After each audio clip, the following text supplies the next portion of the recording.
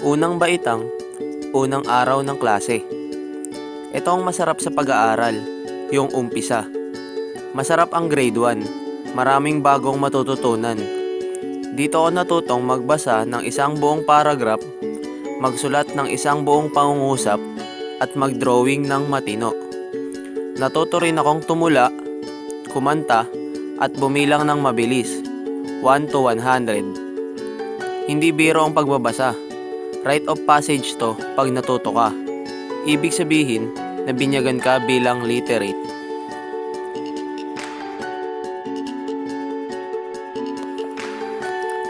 Naniniwala ka bang bilog ang mundo at hindi patag? Siyempre, oo ang sagot dyan. Ganyan din ang opinyon namin dati ng pinsan ko sa katotohanan na Lunes hanggang Biyernes, pagsapit ng alas 5 ng hapon tuwing uwian, darating ang sundo namin.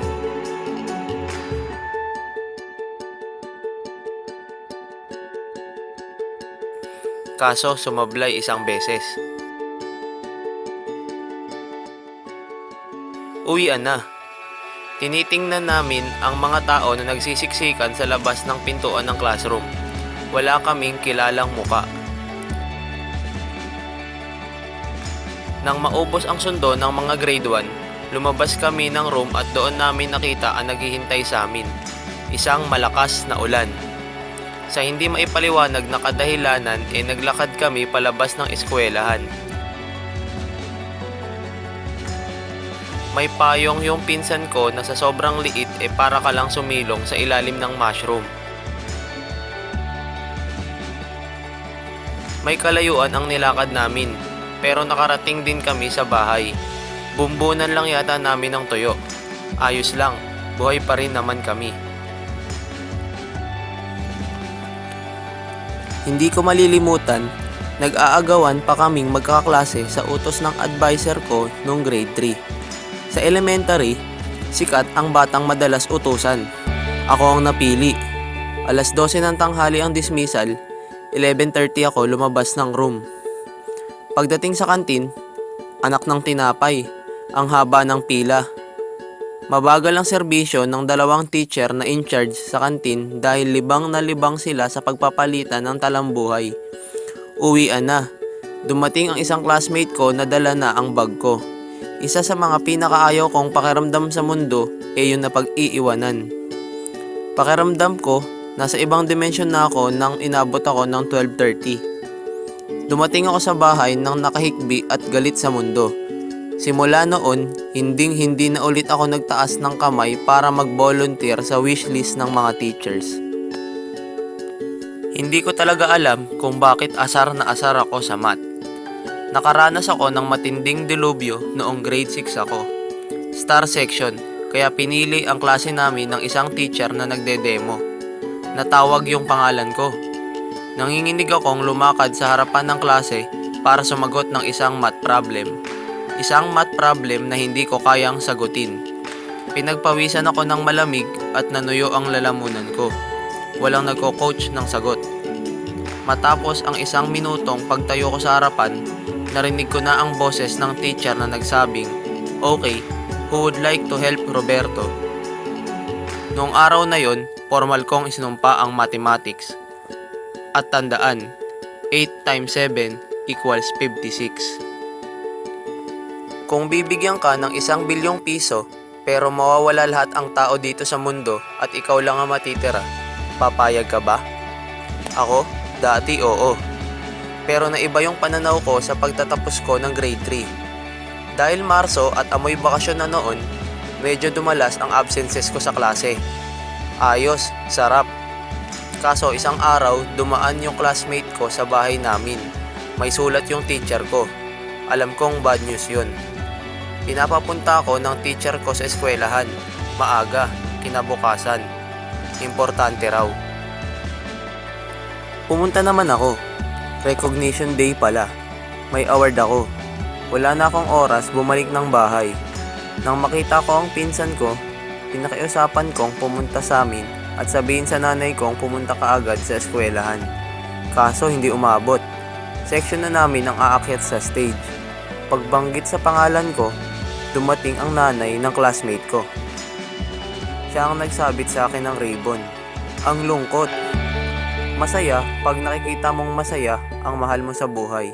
At masaya sila pag nakikitang nagtatagumpay ka.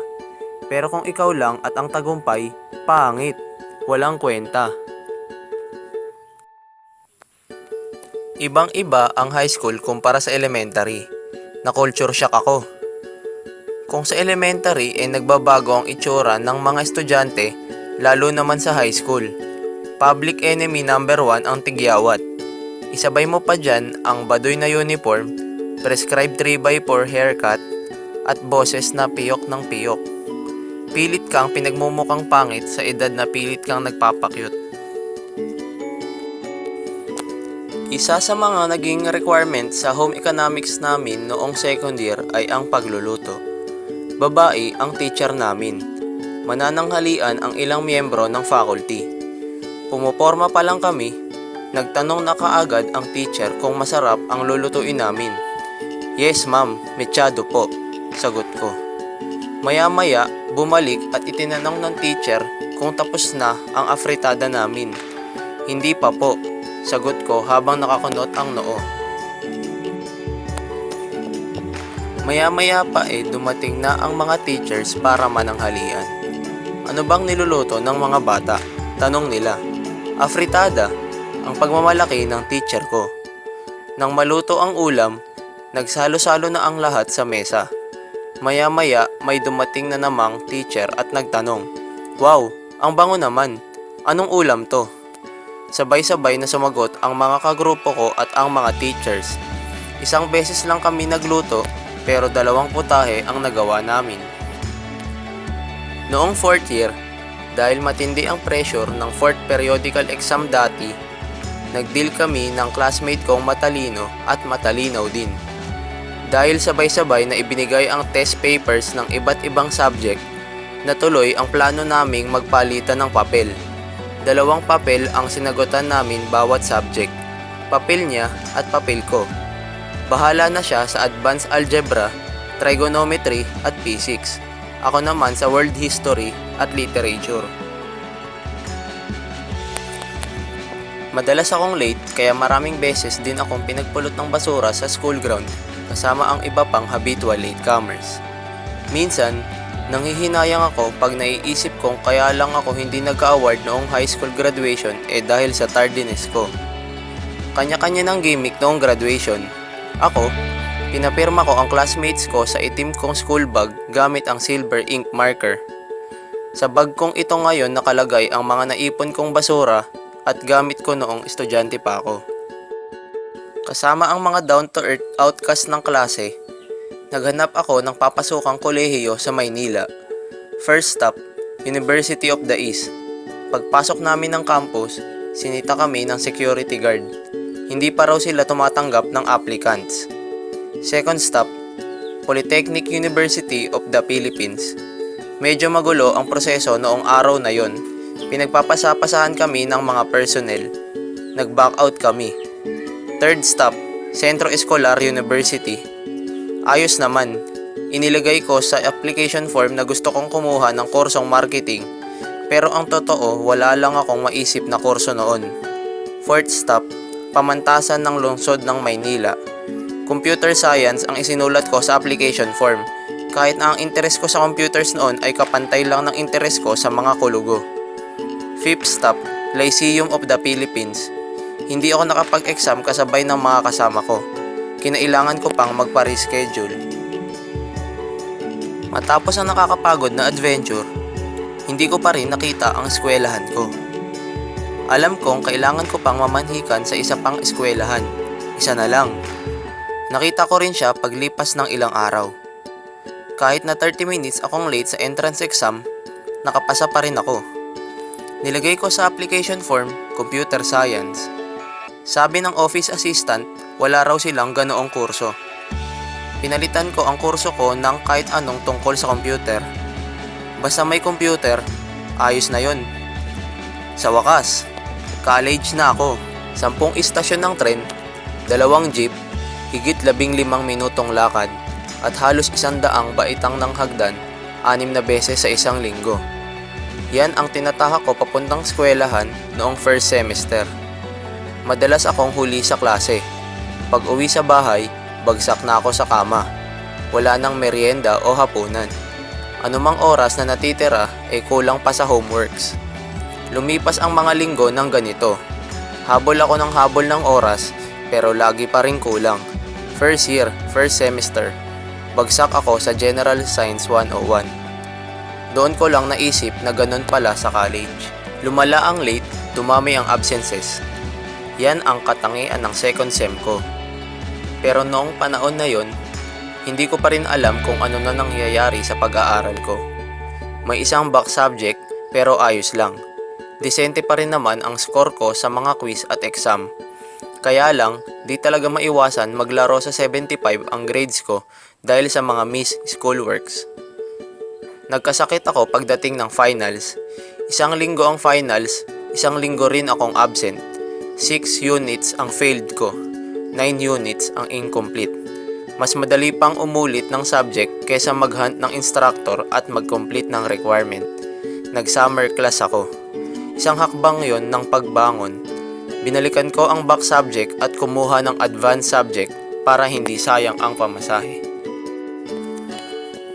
Kaso sa second year, unti-unti nang bumigay ang interest ko sa pag-aaral. Meron akong advanced subject, marami akong back subject. Dati, uma-absent ako kung kailan ko gusto. Ngayon, pumapasok ako kung kailan ko na lang gusto. 5 units ang panibago kong damage. Second year, second sem. Patay na sana ang college ko kung hindi ako ini-enroll ng kuya ko. Suko na kasi ako. 6 units ang accounting 1 ko. 2 beses ang klase sa isang linggo. Nakatatlong ulit ako ng accounting 1. Kabisado ko na nga ang mga exam. Pero hindi ako nakakatagal ng isang sem. Hindi ko natatapos. Prerequisite yung subject. Meron pang accounting 2 and 3. At meron pang business orientation 1, 2 and 3 na kailangang simultaneous daw sa accounting 1 to 3. Pesteng diploma. Sa pag-aakalang babalik ang dati kong interes sa pag-aaral, nag-summer class na naman ako. 2 buwan ang summer, 1 buwan lang ako tumagal. Ayoko na. Naghanap ako ng panibagong buhay sa ibang eskwelahan. Nakahabol ako sa 3rd trimester ng panibagong college. Ayos naman ang eskwelahan. Naka-adapt kaagad ako sa bago kong mundo. Akala ko. Nagkasakit ulit ako pagdating ng finals. Nawalan pa ako ng school ID at registration card na kailangan para sa exam. Hindi ko pwedeng ipaalam sa pamilya na pumalpak na naman ako. Masyado nang marami ang mali ko. Itinago ko ang problema. Pagdating ng pasukan, balik-pasok din ako sa eskwela. Kahit na hindi ako enrolled at may mga 5 incomplete subject pa last sem. Umaalis pa rin ako ng bahay at humihingi ng pamasahe na parang isang estudyante. Pero ang oras, pinapatay lang sa Maynila, paikot-ikot.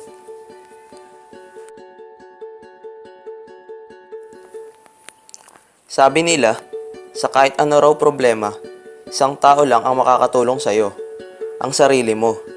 Tama sila. Sinuplong ako ng sarili ko. Nagsulat ako ng letter of apology, ibinigay ko ito sa pamilya. May kahabaan yung sulat. Sinabi ko ang problema ko sa eskwelahan. Sinabi ko na wala akong naging masamang bisyo.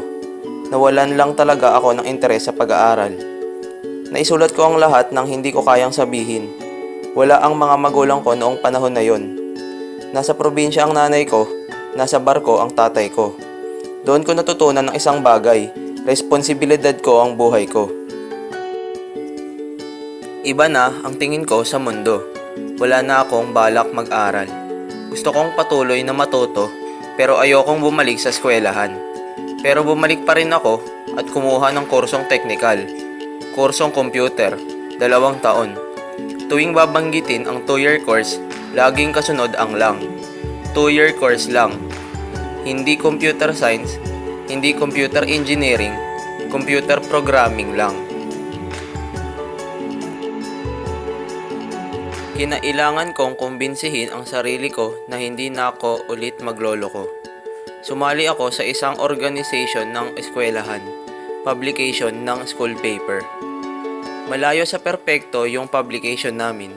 Nakita ko rin ang dahilan para magtagal sa eskwelahan. Kung dati madalas ako umabsent, ngayon uma-attend pa ako sa mga meeting at inaabot ng pagsasara ng eskwelahan kung minsan. Nakatapos din ako ng pag-aaral, pero hindi na ako umakyat ng stage nung graduation day sa kadahilanang nasa ibang eskwelahan na ako. Nagtuturo. Naging teacher ako sa isang eskwelahan. Kailangan ko pa ring mag-aral minsan para may maiturong bago. Hindi ganon kahirap ang adjustment para sa first job ko. Natuto kong humarap sa iba-ibang uri ng tao. Ayos sa experience. Unang araw ng pagtuturo, nagring na ang bell. Nagkanya-kanya na kami ng punta sa mga first period class namin. Ilang sandali pa, narating ko rin ang classroom ko. Pagdating ko sa harapan ng klase, binati kaagad ako ng isang estudyante. Busy ako sa pagkukonsulta sa sarili kong kopya ng class schedule hanggang sa mapagtanto kong nasa maling room ako at hindi yun ang klase ko. Napakagandang simula. Sumimple na lang ako. Nagpakilala ako at gumawa ng dahilan, sabay takbo sa ibang room kung saan 10 minutes nang naghihintay ang klase ko. Bilang estudyante, mahirap isipin kung bakit parang mamamatay ang teacher tuwing nakakarinig ng ingay. Bilang teacher, mahirap isipin kung bakit parang mamamatay ang estudyante pag hindi nakagawa ng ingay. Lahat ng uri ng bulong ay nakakapikon pag naririnig mong sumasabay sa pagsasalita mo. Dinig mo ang lahat. Mahirap ding iwasan ang favoritism. Ang mga matatalino at masisipag na isinusumpa ko noong estudyante pa ako ay ang mga anghel na nagpapadali ng trabaho ko ngayon bilang teacher. Mahirap pala talagang maging teacher. Palagay ko, ang pagtuturo na ang pinakasagradong trabaho sa mundo. A teacher affects eternity. Ang teachers ang mga bagong bayani kung tutuusin. Pero hindi sila nabibigyan ng titulo dahil wala naman silang nabibigay na dollar sa bansa. Sa Amerika, isa sa mga trabahong may mababang sweldo ay ang pagtuturo. Di nalalayo sa kaso ng Pilipinas. Kaya kung iisipin mong trabaho ang pagtuturo, mahihirapan ka. Mission ito, sabi ng isang kaibigan kong guro. Iniwan ko na rin ng tuluyan ang pagtuturo makalipas ang halos 3 taon. Saan nga ba nauuwi ang maraming taon ng pag-aaral? Ano nga ba ang talino? Nasusukat ba to ng A, B, C, D, E, F, 1, 2, 3, 4, 5, P for pass, F for fail, 100%, 75%, 60%, O, VS at NI? Sino ang matalino? Ang best in spelling, best in math, first honor, valedictorian, board exam top notcher?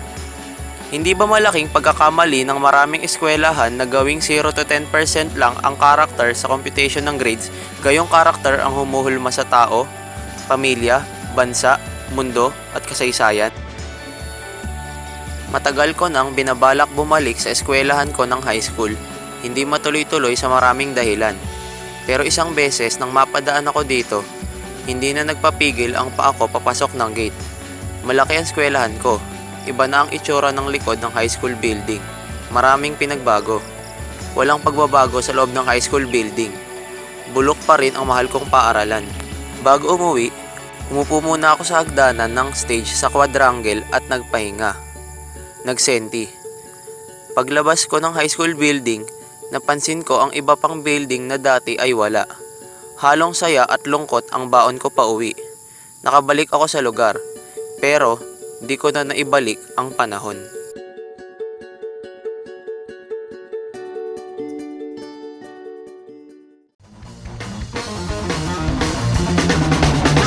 Alam mo ba ano ang ibig sabihin ng ating pagsisikap sa eskwela? Ba't di na lang iwanan ang pag-aaral at sama-sama tayong magsaya? Ngunit ang kabataan daw ay kayamanan, huwag daw basta kitapon at papabayaan. Kaya't magsikap tayo habang may panahon at mag-aral at mag-ipon tayo ng karunungan. Sige, sige